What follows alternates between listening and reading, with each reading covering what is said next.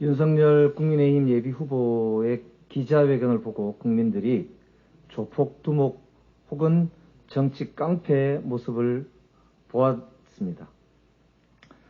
언론의 재갈 물리기를 위해서 대놓고 협박하는 모습이 오히려 안쓰럽기까지 하다, 이렇게 말씀하시는 분도 있습니다.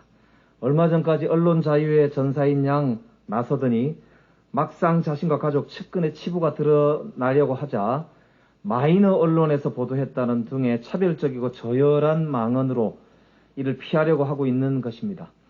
미국의 언론 자유를 상징하는 사건인 펜타곤 페이퍼와 워터게이트를 보도한 워싱턴 포스트도 실은 지역신문이었습니다. 모든 국민에게 언론 출판의 자유를 부여한 헌법 제21조를 굳이 거론하지 않더라도 국민의힘과 윤석열 후보가 정말로 언론 자유를 말할 자격이 있는지 묻지 않을 수 없습니다.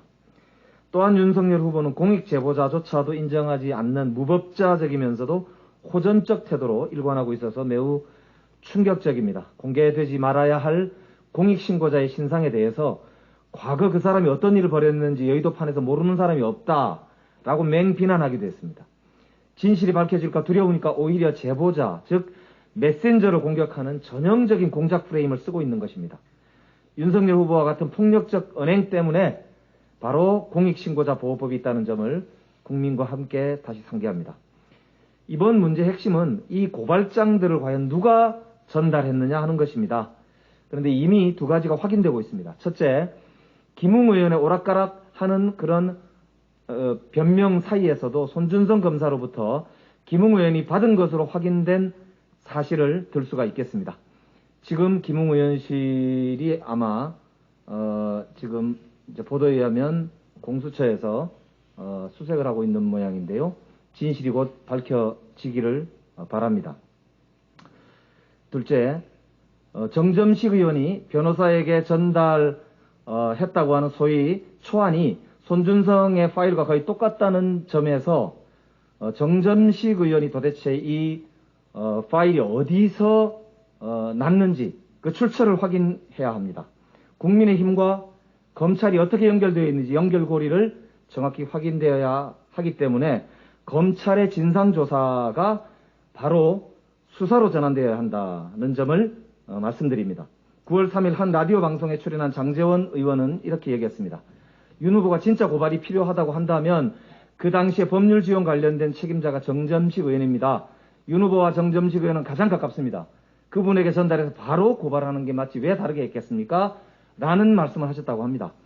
손준성, 김웅처럼 복잡한 연결 라인 이외에 윤석열, 정점식의 직통 라인, 즉 윤석열 다시 검찰총장의 직접 관여 가능성에 대해 의심이 드는 것도 합리적이지 않은가라고 생각됩니다. 이제 진실의 시간입니다. 국민의 58%가 이 사건의 국정조사를 찬성한다는 여론조사 결과가 어제 발표되었습니다. 심지어 국민의힘 지지층에서도 국정조사의 찬성률이 더 높다는 여론조사 결과를 보더라도 국민들은 압도적으로 이 사건의 진실 규명을 원하고 계십니다. 윤석열 후보가 국민 앞에 호통치면서 밝힌 바대로 국정감사든 국정조사든 검찰 수사든 곧 마주하게 되실 것입니다. 전국을 유랑하면서 정치공작 운운하는 엉뚱한 소리를 하실 것이 아니라 진실 규명에 협조하시기 바랍니다. 곧 국민 앞에 제출할 반성문을 쓰시는 게 먼저가 아닐까 싶습니다. 이준석 국민의힘 대표께도 말씀드립니다. 정점식 의원의 확인으로 국민의힘 당 조직이 이번 사건에 가담한 것이 드러났습니다. 진상규명이 필요한 일입니다. 그런데 공명선거 추진단을 설치한다니요. 공명선거 추진단은 앞으로 공명선거를 하기 위해서 만드는 조직인 것입니다. 지난 사건에 대해서는 의혹을 해명하고 사실을 확인한 다음에 필요하다면 수사를 의뢰하는 것이 우선입니다. 부친의 농지법 위반 의혹처럼 모르쇠로 적당하게 넘어갈 일이 아닙니다.